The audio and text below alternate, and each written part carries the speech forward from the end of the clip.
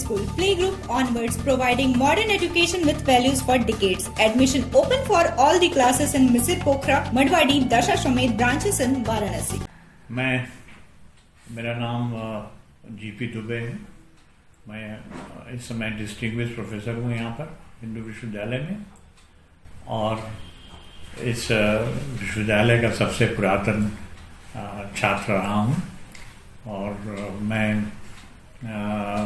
1963 में faculty appoint हो गया था, और तब से मैं, और 2001 में रिटायर्ड हुआ। उसके बाद फिर भी मैं विश्वविद्यालय से शोध के चलते मैं संबंधित था, और हमने कई आयुर्वेद को विश्वव्यापी करने के लिए, और मैं डॉक्टर उडुपा का स्टूडेंट रहा हूँ, और उन्हीं के मार्गदर्शन में हमने साइकोसोमेटिक मेडिसिन पर काम शुरू किया। और सबसे पहले आइसोटोप्स का प्रयोग करना, वो हम लोगों ने अपने थीसिस में यूज़ किया था, और मैं समझता हूँ कि वो आयुर्वेद में सबसे केवल अकेला काम है जो कि डॉक्टर उडुपा के निर्देशन में हमने किया। प्रकृति साइकोसोमेटिक्स के ऊपर कई पब्लिकेशन, थीसिस, 40 से ज़्यादा थीसिस केवल साइकोसोमेटिक मेडिसिन पर ये हम लोगों ने स्टूडेंट्स ने कराया। और लेकिन जो अभी साइकोसोमेटिक है क्या, प्रश्न ये है कि साइकोसोमेटिक जो है ऑर्गेनिक डिजीज होता है। सर, आपने किस चीज़ का शोध किया है अभी वर्तमान में? ऐसा है, जबकि हमको एक लंबे अनुभव के बाद जब मैंने देखा कि हमको कुछ ऐसी दवाइयाँ ले आनी चाहिए जो कि विश्वव्यापी, जिसका रिकॉग्निशन जो है पूरे विश्व में हो। तो क्योंकि गाइडलाइंस नहीं था, और वो गाइडलाइंस जो है बार बार गवर्नमेंट ऑफ इंडिया ने बदला। वर्तमान गवर्नमेंट ने 30 नवंबर 2015 को फाइटोफार्मा गाइडलाइंस बनाए, जो कि यूएस एफडीए गाइडलाइंस के समानांतर था, मैंने वो उसके काउंसलेंस में था। लेकिन फिर उसके बाद उसमें कुछ और यूएस ने भी अपना गाइडलाइंस कुछ चेंज किया बोटेनिकल्स के नाम पर। उसमें आयुर्वेद का नाम जोड़ा, आयुर्वेद, सिद्ध, चाइनीज मेडिसिन, इन सबों का नाम जोड़ा। तो उसके बाद 2019 में फाइनल गाइडलाइंस 2019 में 19 मार्च को फिर गाइडलाइंस बदला। तो वो गाइडलाइंस बदला, तो अब उस गाइडलाइंस के अनुरूप हम लोगों ने drug controller general of India को सबमिट किया, और उसके बाद अब हम लोग जैसे ही अप्रूवल मिल जाएगा तो हम लोग यूएस एफडीए में देंगे। तो यूएस एफडीए में दूंगा तो ये पहला भारतीय आयुर्वेद के ऊपर पहला ड्रग होगा जो कि एफडीए में अप्रूवल के लिए जाएगा in the form of drug. Scholars Valley, a home of education. Playgroup to class 8. Call 9235442970. Near Ukar Hospital, Sundarpur, Varanasi. Education partner with Tata Class 8. तो इसके पहले चाइना अब तक चाइनीज मेडिसिन में 3 ड्रग पर वो एफडीए से अप्रूवल ले चुका है। तो हमारा सबसे बड़ा प्रतिद्वंदी जो है वो चाइना है। सर, इसका शोध आपने क्यों किया? ऐसा क्या है ये जो बाकी दवाओं से अलग है, बाकी ड्रग से अलग है? सबसे पहले ये है कि एक तो ये भारतीय परिवेश में यहाँ के जितने भी प्लांट्स हैं वो हिंदुस्तान में इतना वाइड ये डाइवर्सिटी है due to change in agroclimatic zone. देखिए, राजस्थान में रेगिस्तान है, तो हाई एल्टीट्यूड के हिमालय पर होने वाले हाई एल्टीट्यूड के वहाँ का डाइवर्सिटी अलग है, साउथ की डाइवर्सिटी अलग है। तो एक वाइड डाइवर्सिटी होने की वजह से यहाँ पर 5,000 से ज़्यादा जो है स्पीसीज और सब स्पीसीज पाए जाते हैं। और अभी बहुत सारे जो सब स्पीसीज अभी पता ही नहीं है लोगों को, अभी भी शोध कार्य चालू बने अभी है जिससे कि और भी स्पीसीज का पता लगाया जा सके जो कि रिमोट एरियाज में ये होते हैं। सर, इससे आम जनमानस को कैसे लाभ होगा? देखिए, अभी जो हमने जिस पर पेटेंट लिया है तो वो रॉ मटेरियल की जरूरत पड़ेगी। हम एक्सट्रैक्ट हम यूज़ करते हैं, तो जब हम एक्सट्रैक्ट यूज़ करते हैं तो रॉ मटेरियल ग्रो करना होगा। तो ऐसे एरिया में ग्रो होगा जहाँ पर कि और चीज़ें नहीं पैदा होती हैं, जैसे टेराइन एरिया हैं, पहाड़ी एरिया में है, या उस पर एग्रीकल्चर के ऊपर असर नहीं आएगा और कहीं भी आप ब्राह्मी को कहीं भी वो उगा सकते हैं। तो वो एक एडिशनल सोर्स ऑफ इनकम होगा किसानों का।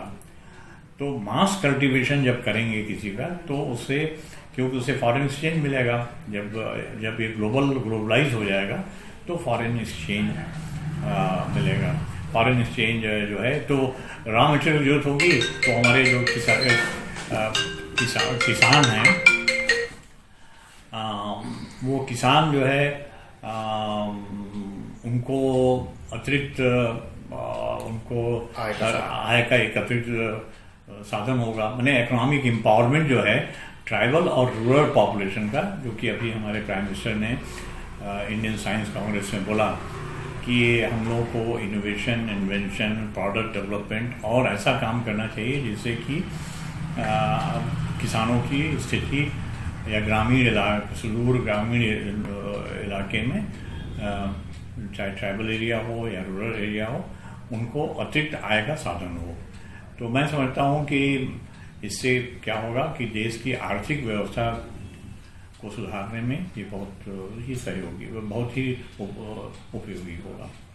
अभी तक कितनी दवाएं? सर, अभी तक आपने कितनी दवाएं बनाई हैं?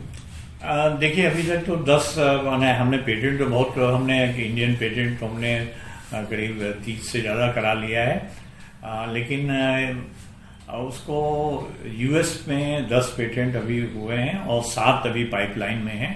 और मैं सोचता हूँ कि वो इस साल के अंत तक हमारे 7 पेटेंट और हो जाएंगे। और इसको मैं कई संस्थाओं के सहयोग से कर रहा हूँ। मैं अकेले बनारस हिंदू यूनिवर्सिटी, क्योंकि जो रिसेंट गाइडलाइंस में है उसे मल्टी सेंट्रिक स्टडी होना जरूरी है। स्टडी कई सेंटर में होना चाहिए। क्यों कि हम जो कर रहे हैं हो सकता है कि हमारा मेथड गलत हो, या इस पॉपुलेशन में वो स्टडी जो है वो काम करे और दूसरे पॉपुलेशन में ना करे जेनेटिक वेरिएशन से। तो पॉपुलेशन की स्टडी इसको पहले डिस्कस हो चुका है कि डिफरेंट पॉपुलेशन में ड्रग मेटाबॉलिज्म वो वेरी करता है, अलग अलग होता है। इसलिए हम लोगों ने हम लोग कोशिश ये कर रहे हैं। ऑलरेडी 5 सेंटर में काम चल रहा है और 3 सेंटर और हम लोग जोड़ने जा रहे हैं। तो ये 8 सेंटर हो जाएंगे। तो 8 सेंटर में, और उसके बाद तब हम इसको यूनाइटेड स्टेट्स से भी हम लोग कोलैबोरेट करने जा रहे हैं और वहाँ लोग तैयार हैं कोलैबोरेशन के लिए। और मैं समझता हूँ कि इस साल के अंत तक वहाँ भी सिग्नेचर हो जाएगा। और सर, आप बीएचयू प्रशासन या सरकार से कुछ मांग करना चाहते हैं? देखिए, ड्रग डेवलपमेंट कॉस्टली है, टाइम कंज्यूमिंग है, और सबसे ज़्यादा जरूरी है सरकार से तो हमारी बराबर मांग रही है कि जो हम गाइडलाइंस के क्षेत्र में, कि अगर सरकार जो है जो गाइडलाइंस, ऐसी गाइडलाइंस बनाए जो कि पूरे विश्व में जो मान्य हो, जो केवल भारत के लिए नहीं बना रहे हैं, वो दवा जो है पूरे विश्व के लिए मान्य हो, तभी उसका जो है हम लोग एक्सपोर्ट कर सकेंगे। तो वो हम एक्सपोर्ट कब करेंगे? जबकि हम उनका गाइडलाइंस माने। हर कंट्री, वैसे तो WTO ने गाइडलाइंस बनाया है और सबको ये एक सर्वमान्य गाइडलाइंस होना चाहिए, जिससे कि हमारी दवाई जो है हिंदुस्तान में भी उसको लोग यूज़ करें और अमेरिका में भी करें, कनाडा में भी करें, यूरोप में भी करें, ऑस्ट्रेलिया में भी करें। इसीलिए हम लोग पेटेंट भी करा रहे हैं और कोशिश कर रहे हैं कि हम कई कंट्रीज़ में पेटेंट कराएं। पहले तो प्रोटेक्ट करें, प्रोटेक्शन के बाद फिर वो ड्रग बनाएं और ड्रग बना के फिर उसके बाद उसमें जो एक्सेसरीज जो हैं, सबसे इम्पॉर्टेंट का जो कंपोनेंट है वो है रॉ मटेरियल का होना। तो रॉ मटेरियल जो है वो ये कहाँ होगा? ये गांव में होगा, आदिवासी इलाके में होगा या ग्रामीण क्षेत्र में होगा। तो ग्रामीण क्षेत्र में जो जैसा हमने पहले बताया कि उससे इकोनॉमिक एम्पावरमेंट होगा और उनको आय के अतिरिक्त साधन होंगे। अब हो सकता है कि ज़रूरत से ज़्यादा जो है आवश्यकता पड़े और निश्चित रूप से जो सबसे बड़ा जो आयुर्वेद का जो प्रचार प्रसार में जो सबसे बड़ी दिक्कत है, वो दिक्कत ये है कि स्टैंडर्ड रॉ मटेरियल जो है वो नहीं मिलता है। तो उसकी कमी की वजह से कोई भी ड्रग जो है हम लोग ग्लोबलाइज नहीं कर पा रहे हैं। तो ये एक मेजर प्रॉब्लम है। अब रहा है कि विश्वविद्यालय प्रशासन तो बराबर सहयोग करते ही रहा है, लेकिन हमको अतिरिक्त सहयोग की जरूरत पड़ेगी, क्योंकि हमको compete कर रहे हैं हम विदेशों से, क्योंकि ये भी आजकल दवा ये भी एक व्यापार है। कोई भी दवा हम जिसका आविष्कार करेंगे तो कोई न कोई कंपनी का उस फील्ड में दवा होगा और वो वो सोचेंगे कि हमारा मार्केट साइज श्रिंक कर जाएगा। तो ये सबसे बड़ी समस्या है कि इसमें हमारे कंपटीटर्स बहुत सारे हैं और सबसे बड़ा कंपटीटर जो है वो सिस्टम ही है।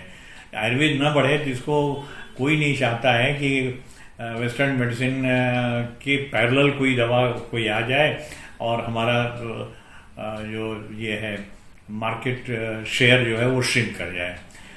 तो एक तो पहला इशू है, उसमें बराबर भारत सरकार का सहयोग, भारत सरकार अब इसको जानती भी है और मदद भी कर रही है। काफ़ी मंत्रालय जो हैं वो एक आयुष मंत्रालय बनाया है, वो लोग भी अच्छा काम कर रहे हैं। तो प्रयास चल रहे हैं और वर्तमान समय में वर्तमान गवर्नमेंट ने इस पर काफ़ी ध्यान दिया है और उम्मीद ये है कि देखिए Ayurveda as a system of medicine, as a prescription drug कहीं अभी तक एक्सेप्टेड नहीं है, केवल हिंदुस्तान, नेपाल और श्रीलंका को छोड़कर। मेरा उद्देश्य ये है कि आयुर्वेदिक जो ड्रग है जिसको कि हम पेटेंट करा के और उसको ग्लोबलाइज करना चाह रहे हैं, तो वो हेल्पफुल हो ए सिस्टम ऑफ मेडिसिन। ये सिस्टम ऑफ सिस्टम जो है Ayurveda as a system of medicine recognise हो, ये प्रिस्क्रिप्शन ड्रग हो, ये वहाँ के डॉक्टर इसको लिखें। ये तभी लिखेंगे जबकि वो हम उनके गाइडलाइंस के हिसाब से काम करेंगे। उनके पैरामीटर से अगर हम सिद्ध कर दें कि जो एग्जिस्टिंग जो सिंथेटिक केमिकल्स है उससे ये बेटर है, ज़्यादा सेफ है और इक्वली इफेक्टिव है, तो मैं समझता हूँ कि कोई रीज़न नहीं है कि आयुर्वेद विश्वव्यापी ना हो जाए। और मुझे उम्मीद है कि वर्तमान गवर्नमेंट दिशा में जो सपोर्ट कर रही है और भी जो लोग सपोर्ट कर रहे हैं, लेकिन हमको सपोर्ट की और ज़रूरत है, क्योंकि ड्रग डेवलपमेंट बहुत कॉस्टली होता है ये और टाइम कंज्यूमिंग भी होता है। और ये भी है कि बहुत ही कॉन्फिडेंशियलिटी मेंटेन करनी होती है इसमें, क्योंकि पता नहीं कि कौन हमारे पीछे पड़ा हुआ है, ये पता नहीं। उसको सबटाज करने के लिए तो हम जानते हैं कि बड़ी कंपनियां हैं, कोई नहीं चाहता कि कोई आयुर्वेद जो है उनको मॉडर्न सिंथेटिक ड्रग्स से रिप्लेसमेंट करे। नहीं, मॉडर्न सिंथेटिक ड्रग इसमें कोई डाउट नहीं है कि उसने बहुत ये किया, लेकिन साइड इफेक्ट भी हैं। तो उन साइड इफेक्ट को देखते हुए अब धीरे धीरे लोगों का रुझान जो है अब आयुर्वेद की तरफ बढ़ता जा रहा है। जैसे योग का विश्वव्यापी प्रचार हुआ, उसी तरह से अब लोगों का ध्यान जो है आयुर्वेद के प्रति जा रहा है। सार्थक सर्जिकल सेंटर, जहां अत्याधुनिक लिथोट्रिप्सी मशीन द्वारा गुर्दे की पथरी का बिना ऑपरेशन के सफल इलाज। एक ही छत के नीचे सारी सुविधाओं के साथ एक संपूर्ण हॉस्पिटल, एकता चौराहा, पहाड़िया, वाराणसी। देखिए, हमारी जो पहली दवाई है, जो कि फाइटोफार्मा गाइडलाइंस में मैं समझता हूँ ये पहला ड्रग है। तो जियान लाइफ साइंस करके कंपनी है जो कि दवाइयाँ बनाती है और एक्सपोर्ट करती है एडवांस कंट्रीज, मतलब अमेरिका और ये, और प्रोटीनिक्स वगैरह भी ये बनाते हैं। बहुत सारी दवाइयाँ हैं ये बना के वो विदेशों में भेजते हैं। तो सबसे पहले उस कंपनी ने ये किया कि अपने यहाँ सेटअप ऐसा बनाया जिसमें कि आयुर्वेदिक दवाइयों को स्टैंडर्डाइज किया है। ये बहुत ये कठिन काम है और उसके लिए उन्होंने कई स्टाफ की नियुक्ति की और नियुक्ति करने के बाद उनको ट्रेन किया और ट्रेन करने के बाद उन्होंने हर तरह से सहयोग किया। और स्टैंडर्डाइज करना सबसे डिफिकल्ट काम है, इसको स्टैंडर्डाइज करके मार्केट में ले आना। न्यूरोबीडीएच तो पहला जो है ड्रग न्यूरोबीडीएच के नाम से ये अभी जा रहा है। अब उसके बाद इससे जो है सबसे पहला फायदा तो विश्वविद्यालय को होगा, क्योंकि रॉयल्टी या वन टाइम ग्रांट, फिर उसके बाद आगे और भी कंट्री एज ए होल को फायदा होगा। तो स्टार्टिंग आप स्टार्ट करिए BHU से लेके कंट्री और कंट्री से लेके होल पूरे विश्व में। तो अगर ये विश्वव्यापी हो गया तो सारे विश्व को फायदा होगा। एक थेरेपेटिक नया एक मॉडल मिल जाएगा ट्रीट करने के लिए जो सेफ हो, चीप हो, और एक और सरकार और भारत सरकार को, गवर्नमेंट को ये फायदा होगा या हमारे लोगों को ये फायदा होगा कि उनको रोजगार के अतिरिक्त साधन मिलेंगे। उनको कल्टीवेट करना पड़ेगा, कई कंपनियां बनेंगी, वो स्टैक निकालेंगे, प्यूरिफिकेशन करेंगे, उसको फिर मैन्युफैक्चरिंग करेंगे और ग्लोबल सप्लाई करेंगे। तो ये अगर एक चेंज देखा जाए पूरे विश्व में, ये अगर तो इससे इकोनॉमिक एम्पावरमेंट कंट्री का होगा।